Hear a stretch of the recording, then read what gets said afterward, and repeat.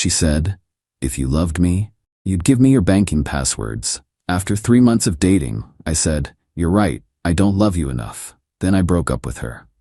The chaos started the next day. Original post: I, 31 male, met Jessica, 29, at a friend's barbecue last summer. She was charming, funny, worked in real estate. The chemistry was instant. First date was coffee that turned into dinner. Second date was mini golf, where she accidentally lost every ball and made me buy 3 extra sets. Should have been a red flag, but she was cute about it. 3 months in, things were going well. Or so I thought. We weren't living together, but she'd stay over weekends. She'd already reorganized my kitchen because my spice rack was giving her anxiety. Started buying throw pillows for my couch. Marking territory. Last Tuesday, we're having dinner at her place. She made this elaborate meal. Steak, wine, the works. I'm thinking she wants to have the talk about making things official. Boy, was I wrong. "Babe, we need to discuss something important." "Sure, what's up?" "I think it's time we took the next step." "Moving in together? Feels a bit soon." "No, silly. Sharing banking passwords." I literally choked on my wine. "I'm sorry, what?" "If we're serious about each other, we shouldn't have secrets. I'll give you mine, you give me yours. Total transparency." "Jess, we've been dating 3 months. So, when you know, you know. Unless you don't trust me." "It's not about trust, it's about boundaries, and it's exactly about trust. If you loved me, really loved me, you'd want to share everything." The manipulation was so obvious, I almost laughed. Nobody who actually loves someone asks for their banking passwords after 3 months. My ex gave me his after 2 months. How'd that work out? That's not the point. The point is he trusted me. "Jess, I'm not giving you my banking passwords." Her whole demeanor changed. The sweet girlfriend mask slipped. "Then you don't love me." "You're right." "What?" "You're right. I don't love you enough to give you access to my financial accounts after knowing you for 90 days. I don't love you enough to ignore massive red flags. I don't love you enough to pretend this is normal."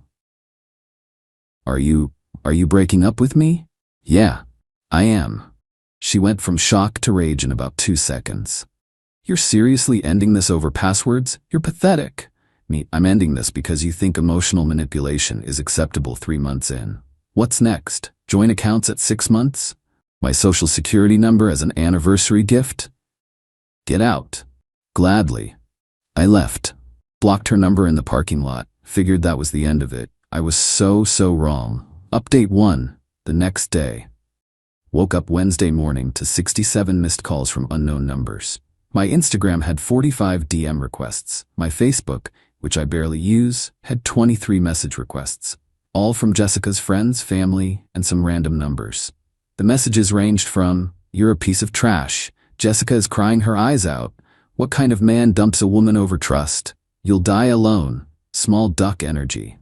But here's where it gets interesting. My buddy Derek texts me, "Dude, why is your ex telling everyone you've been stealing from her?" What? Turns out Jessica posted on social media that I'd been financially abusing her throughout our relationship. According to her version, I made her pay for everything. I borrowed $3,000 and never paid it back. I had access to her accounts and drained them. I dumped her when she confronted me. Complete fantasy. We'd always split bills. If anything, I paid more because she'd conveniently forget her wallet.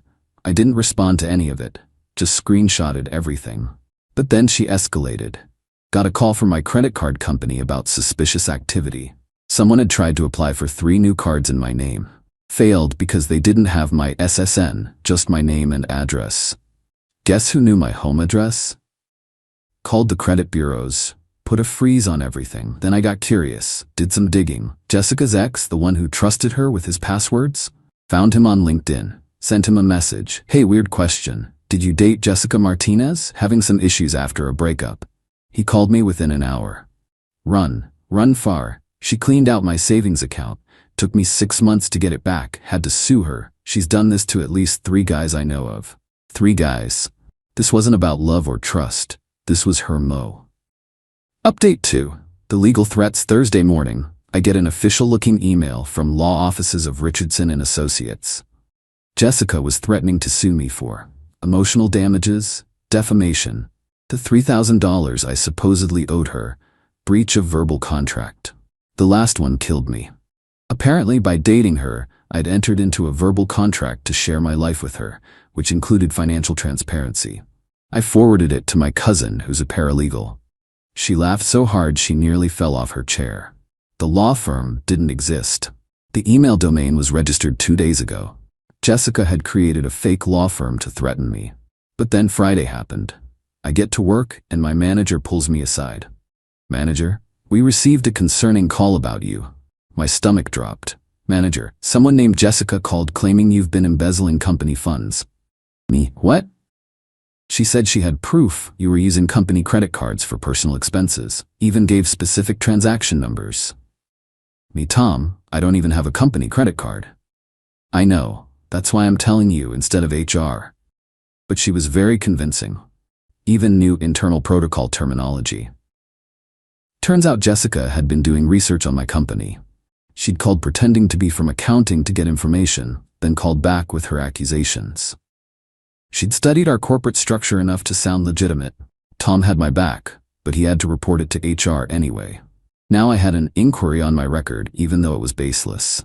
That's when I decided to go nuclear. Update 3.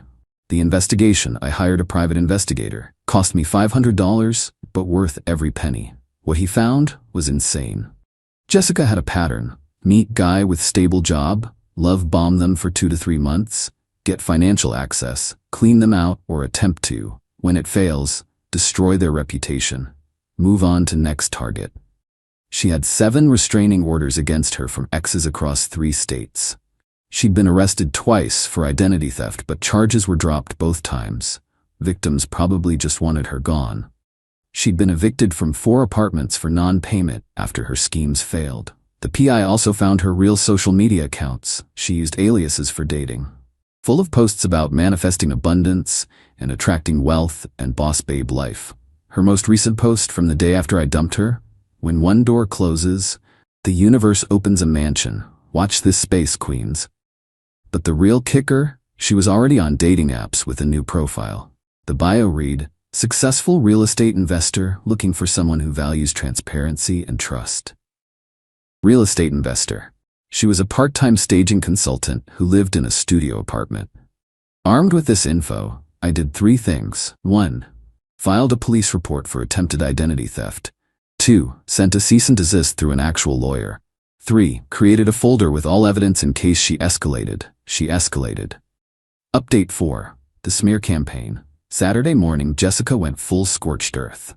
Created a website, an actual website, called Date Safely LA, where she posted my photo, name, and a complete fabrication about how I was a financial predator who targets successful women. She wrote a 2,000-word fiction about our relationship. According to her version, I pursued her aggressively. We met at a mutual friend's barbecue. I pressured her to move fast. She's the one who said "I love you" on date 5. I manipulated her into paying for everything.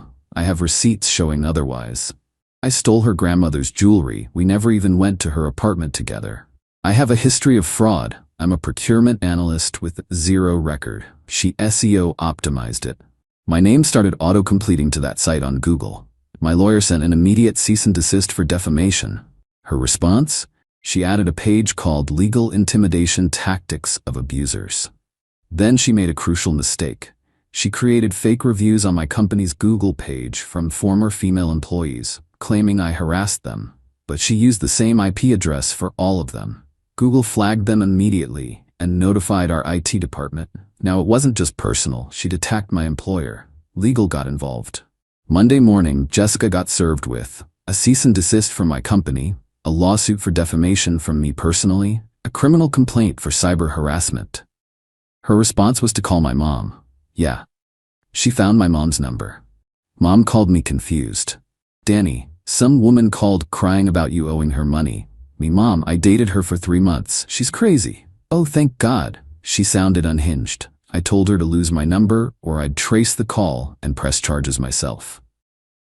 I love my mom. Update 5. The other victims. Here's where it gets interesting. Remember those 7 restraining orders? Once my lawyer filed the defamation suit, 3 of her exes reached out to me. Victim 1, Brad. She got his banking password, transferred $8,000 to herself, then claimed it was a gift for their future together. Took him 18 months to recover half.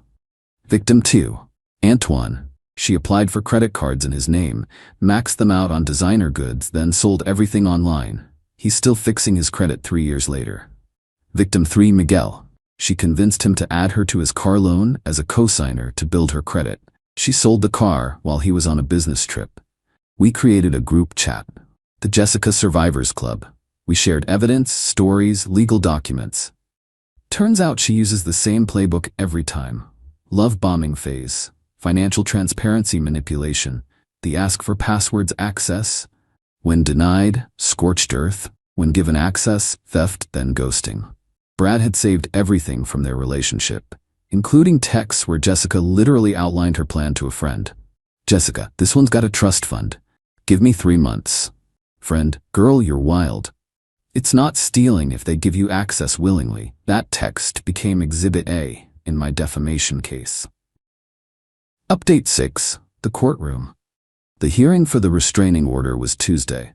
Jessica showed up in a conservative outfit, trying to look like a victim. She'd even hired a real lawyer this time, probably with money from her latest target. Her lawyer argued I was harassing her by filing complaints. The judge asked for evidence of harassment. Jessica, he's turned everyone against me. How? He's telling people lies about me. What lies specifically? That I asked for his banking passwords. Did you? That's not the point. It's exactly the point. Did you ask for his banking information? Couples share things? After 3 months, Jessica's lawyer tried to redirect, but the judge had seen the evidence, the website she created, the fake reviews, the attempted identity theft. Then my lawyer played the recording. Oh yeah, I forgot to mention. In my state, single-party consent for recording. I'd recorded our entire breakup conversation. The courtroom heard Jessica say, if you loved me, you'd give me your passwords. My ex gave me his after 2 months. Then, you're pathetic. You'll regret this. I'll make sure everyone knows what kind of man you are. The judge's face was priceless. Restraining order, granted. Her countersuit, dismissed. Her lawyer, visibly embarrassed. But Jessica wasn't done. Outside the courthouse, she started live streaming on Instagram. This is what happens when you trust men. They manipulate the system. He's probably paying off the judge. I'm the victim here. Her lawyer literally walked away mid-rant. Update 7, the aftermath. It's been 3 weeks since the court hearing. Here's where everyone stands. Jessica moved to Nevada, according to Brad, who has a PI watching her. Already on dating apps, they're claiming to be a crypto investor recovering from domestic abuse. Her website about me got taken down after legal threats from my company.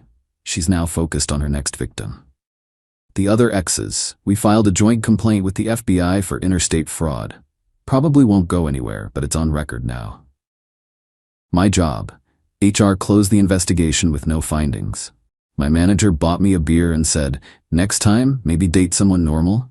Fair point, Tom. My credit, still frozen, but safe. No successful attempt since the initial try.